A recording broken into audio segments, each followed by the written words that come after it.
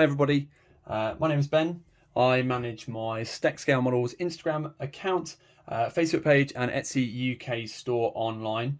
I'm a full-time teacher normally, and recently I've been able to sell painted miniatures, and I've been working a lot more on commission as well. I thought what I'd do is put together a series of videos to give you some quick tips on how to either get into the hobby, get back into the hobby, or perhaps some ideas for tweaking what you already do.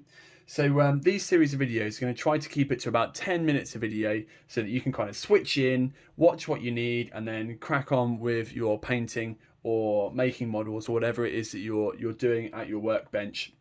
One thing that I think we need to kind of start off with is trying to find space and time to do our modeling. So the first thing to consider is just space. Now, my workbench itself here is only about 1 meter by maybe 60 centimeters, and that's quite small, but I'm able to do everything I need to in that space as long as I keep it fairly organized. So you don't need masses of space, but what you do need is a flat area with good light. If you can't get good light, perhaps you can't get near to a window where there's natural light, or perhaps you work in a room where there's not very good natural light, you might want to consider getting yourself a light like this one. So this light is attached to the table by a hinge, and then it's got three modes of lighting, and it's what we call a daylight LED lamp, and it replicates natural light. I mean, the reason behind that is if you have a miniature such as this one here, some lights will make the paint or the paint colors look more saturated or less saturated than others. This kind of natural light allows you to give a proper representation of the colors that you're actually using. So the next thing to talk about is time. Life is extremely busy, but I think there's a few key things to remember when considering time spent in the hobby. Firstly, it is a hobby, so it's not supposed to take over your entire life. For the majority of people, this is a hobby, and it needs to be a hobby.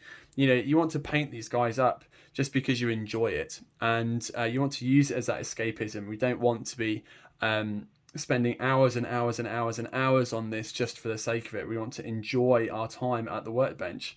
With that said, you do not have to spend hours and hours at your painting station. The beauty of this hobby is a lot of it you can pick up and put down fairly easily, especially now with the invention of things like wet palettes that keep your paints nice and fresh. You don't be afraid to just do 20 minutes here, 15 minutes there, maybe even just 5 minutes. And one thing that's been trending on Instagram over the last year or so that I've noticed is hashtag hobby streak.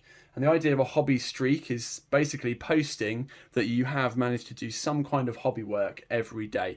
And some people have managed to do hobby for years in one continuous streak, every day at least something.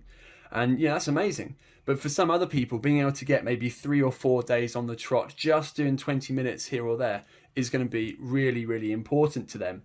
And it just encourages you to make sure you have that time to yourself to just chill and do your hobby and really enjoy your time. Remember, you can do as much or as little as you want to.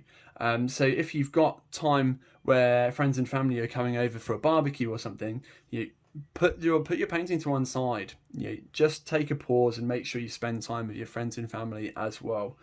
This is supposed to be a hobby. It's not supposed to be something that overwhelms your life. Right then, as you can see here, we've got a selection of hobbying materials and equipment. I want to spend a little bit of time going over some of the absolute basics of what you really need to get involved in the hobby, whether that be wargaming miniatures, or whether that would be the scale model side of it. So the first thing you're going to need, obviously, is a cutting mat of some kind, or a cutting surface. These mats are absolutely brilliant because they are bomb-proof, and you can cut into them quite happily, and you're not going to cause any harm. The second thing you need is actually something to cut with initially. I would suggest that you get yourself a pair of hobby snippers. These are great because they have a slight angle to the cutting blade there, and that means you can get it flush against the plastic on the sprue. The next thing to think about is the type of hobby knife that you're going to use. Some people have the retractable hobby knives, some people use proper scalpels. I use one of these kind of in-between hobby knives. It's quite nice because you can change the blade really, really easily.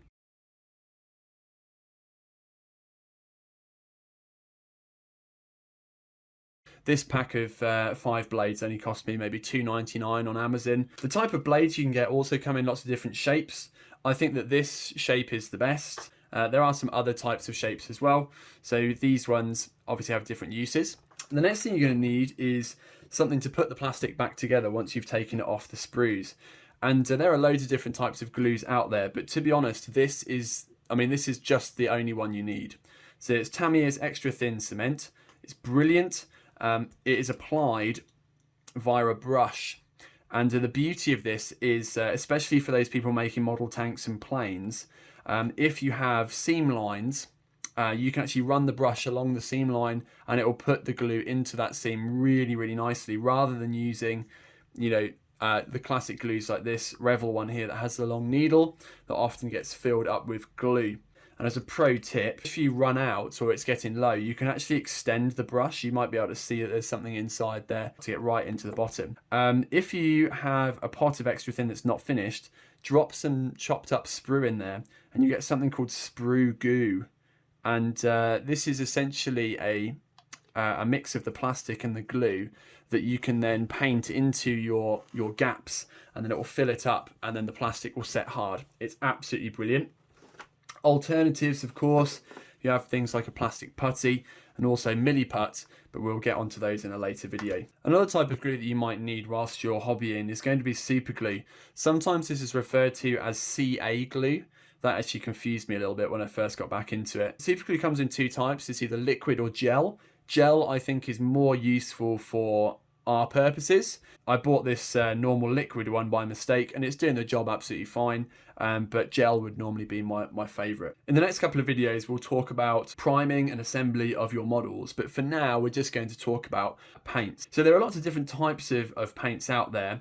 I choose Vallejo and I use a few choice Citadel paint. They are both water-based acrylic, which is fantastic because it means that they clean off really nicely, they thin down with water really easily, and generally they're quite user-friendly. Citadel have got really lovely paints, but firstly I prefer the drop bottle of Vallejo. So this is really nice that you can actually drop individual blobs out onto wherever you're putting your paint. Whereas this one you have to dip in with your brush and then pull it onto your palette. So it's not quite as user friendly. The Vallejo manufacturer are really nice because they have a real range of types of paint. So they have the game colour, they have the model colour, and they also have the model air, as well as the mecha range and all sorts. I really like the game colour range because I find that the game colour range applies really nicely by brush, whereas the model air is designed to be run through an airbrush, so the paint is thinner, and that means it doesn't apply by brush particularly well. So having a mixture of those is quite nice, because obviously you can run this through your airbrush straight away. This one takes a bit of thinning, but yeah, they're both really, really good, and I strongly recommend Vallejo. With that said, there are other really good manufacturers like Scale 75 and Ammo by MIG. There's tons of different types of paint manufacturers. The next thing we need is something to actually put our paint on. And a lot of people will buy a plastic palette, but I would say don't bother. Buy yourself a nice ceramic tile. They're only about 60p for one of these. And you can put your paint on there nicely and then just wash it off with warm water when you're finished. And it's just brilliant, absolutely fantastic. Once you're a little bit more confident, you might choose to look at a wet palette, but this will go in a different video. Now, I have different types of brushes for different jobs, as will you over time. Firstly, I have my kind of rubbish cheap brushes, and these are used for the really dirty jobs. Could be dry brushing, could be whacking on base coats, could be absolutely anything that I don't want to mess up my nice brushes. Buy yourself some cheap ones. You can get a pack of these blue handled ones off Amazon for about £12. I think you get millions of them. Slightly higher range is going to be looking for a different type of material. So the cheap brushes are a synthetic brush, whereas more expensive tends to be a natural hair. The kind of gold standard in that natural hair is something called Kolinsky sable hair. And this is a Russian, looks like a ferret basically, hair. And using this, they keep a lovely point, especially if you look after them, and they hold paint really, really nicely. So this is a cheap one. I bought this set of 5 of these Kolinsky sable brushes off Amazon for about £20, and I got 5 of them, and they've lasted me for ages. And they're really, really good. Recently, my wife bought me a set of Artist Opus Series S brushes, and these are, you know, your real top dollar brushes, and you can tell the difference. But for most people, just getting yourself a cheap set of these Kolinsky Sable would be totally sufficient. Now we're going to go almost like medieval on how basic this next one is. You need some water. So if you're using water-based acrylics, you're going to need to have water nearby. With this, I would recommend you get some pipettes. These pipettes are really helpful because it allows you to move water fairly easily from one place to another. Having something to hold your water in, you know, mason jar, a mug or something like that is really useful. Just make sure you don't drink out of it, because I've done that many times when it sits next to my cup of tea or something and you do it without thinking. The final thing you're going to need, of course, is a model of some description. So here we've got a really cheap tank from Tamiya, the M41 Walker Bulldog. This is a lovely starter kit. And then we've got here a model from Citadel. So you can get all sorts of different models, and nowadays, of course, there are even more because people 3D print their own. What I want to do in this series of videos, not only give you the basics, but really give you the toolkit of skills that is going to allow you to tackle anything from this, to your model planes, to your 3D printed Dungeons and Dragons figures or whatever. Before we go, I just wanted to go over a couple of bonus items that, you know, beginners might not want to use, but certainly people who are a little bit more experienced might want to consider. So the first thing I want to talk about is a handheld drill like this. So a hand drill is incredibly useful because what you'll find is some of the scale models that you might buy will ask you to drill your own holes, and you need to be able to drill the hole to be able to actually put the parts together. So having one of these is really, really useful. Likewise, you can then drill out the barrels of your weapons on your wargaming figures as well. You might also want to get yourself a little modelling saw. So these modelling saws are really useful because they allow you to kind of hack through thicker pieces of plastic. So for the beginners, you probably won't need one of these. You'll be able to do everything with your hobby knife. Likewise, you probably won't need these if you are an absolute beginner because your kits won't require such tiny tweezers.